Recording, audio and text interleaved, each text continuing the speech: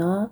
Аянга ТV-н нэлээд удаан хугацааны дараа эргээд ингээд бичлэг хийх гээд сууж байна. Та нар минь өнгөрсөн хугацаанд хэр байв да? Бүгдээрээ сайн суцгааж ирсэн үү? Солонгост нэлээд халуун байлаа. Халуун сар ингээд одоо дуусах ах шиг байна. Багхан ч гэсэн сэрүү орж байгаа юм шиг тийм санагдчихээн. Тэгээ бүгдээрэнд нь ажил амьдралд нь амжилт хүсье. Эрүүл энхээ бодож ажиллацгаагаарай. За тэгээд өнгөрсөн 7 хоногт Солонгос улсад ажилладаг гээд 2-3 чимэгтэйгээс захидал ирсэн байна. Уул нь бол Аянга ТV-ийн захидал уншдаггүй та бүхэн мэдж байгаа бах.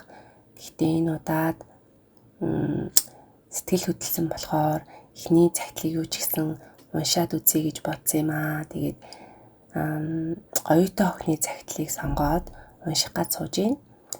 За бидэнтэй гонигтай түүхээ хуваалцаад хинт ч ярьдаггүй нууцаа захидал хэлбэрээр ингээд илгээгээд сэтгэлээ жаахан ч гэсэн онгойлгоё гэсэн байна. Тэгээд та нартаа захидлыг уншиж хүргье. Сайн байна уу? Энэ өдрийн мэндийг хүргэе. Би таны подкастыг сонсдог болоод удаагүй ч нэг л тотно итгэж болохоор дулаахан мэдрэмж төрсөн болохоор энэхүү захидлаа бичиж суунаа. Би 2021 онд Солонгос улсад хэлний бэлтгэлээр ирж байлаа. Анхны ирсэн сэтгэгдэл яг үнэндээ таатай сайхан байгаагүй ч удахгүй бүх зүйл сайхан болно гэж итгэдэг байсан. Гэвч ээж аавынхаа дэргэд эрхлэгээс өөрийг мэддэггүй бяцхан охин хар ажил хийж хүмүүсийн арга ивийг олно гэдэг үнэхээр хэцүү санагдаж байлаа. За тэгээд намайг хүмүүс мэдэхгүй юм чинь гэж бодоод өөрт тохиолдсон нэгэн онцгүй дурсамжаа хуваалцъя гэж бодлоо. Би оройгоор хоолны газарт ажилдаг болоод 3 сар орчим болсон юм.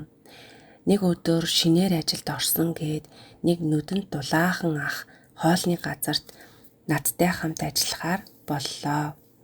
Би тэр ахтай танилцах үед ах нь визгүй хараар амьдардаг 4 жил орчим болж байна гэвч солонгос хэлэндээ үнэхээр сайн байсан юм. Юу ч мэдэхгүй надад бол үнэхээр мундаг гоё ах шиг харагдаж байлаа. Надад байнга л тусалж орчуулга хийж өгөөдөл ажлын хажуугаар амттай зүйлсийг авч өгөөдөл надад үнэхээр гоё байдаг байсан. Хүнд хэцүү ажлын хажуугаар сэтгэл санаа өөдрөг эрч хүчтэй байх шалтгаан болдогч байсан байх. Яг хизээнээс юм мэдэхгүй би өглөө босоод л ахыг боддог болчихсон байсан. Өдөржингөө л түүний тухай боддог. Догтлоод л үргэлж инээдэг болчихсон гэхүү дээ. Нэг үгээр хэлбэл аз жаргалтай хүн болсон байсан. Тэр намайг оройтож тардаг юм чинь агаа нь хүргээд үгүй гэдэл байнга шахуу хүргэж өгнө. Удалгүй гарнаас хөдлөөд үнсдэг болсон байв. Өдөр хоног үнэхээр хурдан өнгөрч нэг л мэдгэд түүнтэй найз охин, найз залуу мэт харилцаатай болчихсон. Би зүгээр л дурлчихсан. Бүх зүйлээ л зориулахад бэлэн болчихсон. Сохорсон гэхүү дээ. За ингээд аз жаргалтай өдрүүд дуусаж миний би нэг л өөр болж амархан ядраад л юм л бол нойр хүрээд бас хоол идэх гэхээр л дотор эвгүйрхэд хоолны газрын үнэр маш муухай санагдаж ажилдаа явхаас ч айдаг болчихсон. Ахч түүнийг минь анзаарч чиний биений юм чинь ирж байгаа билүү гэж асуухад би гинэтхэн сүулт хизээ ирснийг нь санахгүй байгаагаа ойлгож шууд л зог тусчихсан. Бид хоёр хамтдаа 24 цагийн дэлгүүрт орж жирэмсний тест аваад гэртээ ороод шууд л үдсэн. 2 зураас. Би гэхдээ баярлаад л байсан.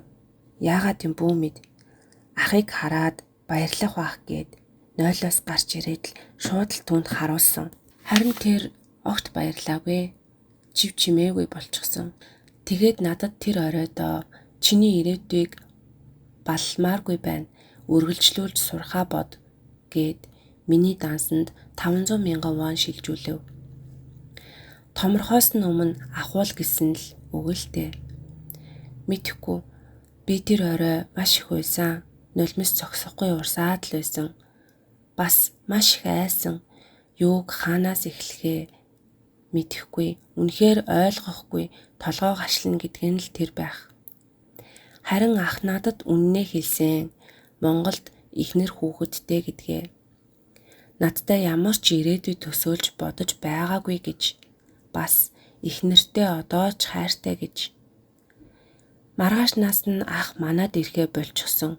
Намайг огтхонч танихгүй хүн шиг маш хүйтнээр харьцаж эхэлсэн.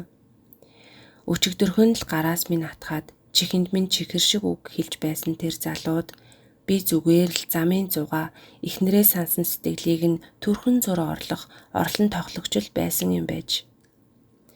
Би маш их гомдож үзэн ядсан ч гэхдээ түүний хэлдэг үгс нь үнэн гэдгийг мэдэж байсан болохоор чимээгүйхэн хүүхдээ ахуулж ажилласаа гараад ахиж түүнтэй уулзаагүй. Эмнэлгийн орон дээр хөвтөөд тэр муухай зүйлийг хийлгэх мөчөд би өөртөө амласан юм. Ахиж хизээч ийм байдалд орохгүй гэж. Бас маш их айж жижигэрч байсан болохоор тэр бяцхан зүрхнээс уучлалт гуйж өөртөө гомдож дургүй хүрч байсан. Ахиж дурсахаас ч аймаар хүйтэн тэр өдөр. Хэд хоног гэртээ харанхуй өрөөнд ганцаараа шаналж, уйлж, их олон зүйлийг бодож өнгөрөөсөн. Эрэгтэй хүн эцэст нь эхнэр хүүхдээ л сонгодог юм билээ. Хатуу ойлгосон. Ийм л зүйл болсон юм. Би Солонгост ирээд хамгийн хэцүү байсан цаг хугацаагаа л бичиж сууна. Бас сэтгэлээ нээж хиндэж хилдэггүй нууцаа задалж өөрийгөө чөлөөлж байгаа нэг хэлбэр юм болов уу да. Цаг хугацаа бүхнийг ангаадаг. Гэвч миний энэ нүгэл гуниг азгүйтэл хизээч ангаагдахгүй юм шиг. Мартаж алга болохгүй юм шиг. Хаяа жаахан охин зүүдлээд л учиргүй их уйлж сэрдэг. Ээжтэй хэлээд, ингэрдэн тэврүүлээд асгартлаа уйлах юмсан. Даанч бяцхан охиноо ингэж унаж бүдэрч явааг мэдвэл ээж минь ямар их шаналх бол. Гэхээс аач гэж дуурч чаддаггүй юм. Надтай адилхан оюутан охид минь байвал хүний газар нэрээ бодож яваарай л гэж захимаар байна. Ардаа амьдралтай хүн хизээж чамайг хайрлахгүй шүү гэж хэлмээр санагддаг юм. Эцэст нь эмэгтэй хүн л хохирч үлддэг юм билээ. Муухай түүх бичсэн дуучлал хүсээд захиагаа өндөрлөж байна. Аянга ТV-дээ амжилт хүсье гэсэн байна. За тэгээд зүгээр дээ гонигтай түүхээ бидэнтэй хуваалцсанд харин баярлалаа. Өчигдөр болсон зүйл дурсамж болоод үлддэг, ард үлддэг. Тэгтээ чамд маш том ирээдүй байгаа шүү. Ирээдүйд зөндөө олон гоё зүйлс, аз жаргалтай зүйлс хүлээж байгаа гэдэгт итгэлтэй байна. Тэгээд цагтл хэлгээс нь баярлалаа. Бүх сонсон хүмүүстээ бас баярлалаа. Баяртай.